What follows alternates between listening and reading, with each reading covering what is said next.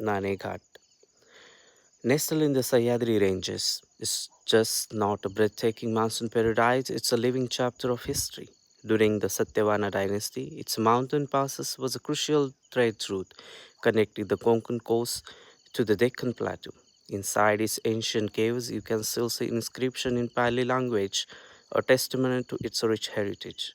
The name Nanegat itself, meaning a coin pass, tells a story to told collection from traders who once crossed these hills.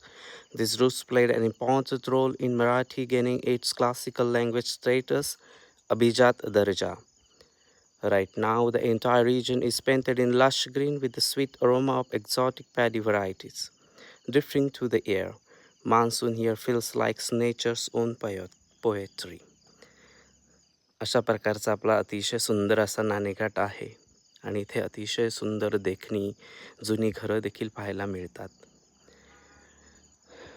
पाली भाषेतली ही सुभाषितं वाचून अतिशय छान वाटतं आणि ह्याच पुराव्यामुळे आपल्याला आपल्या मराठीला अभिजात दर्जा मिळाला.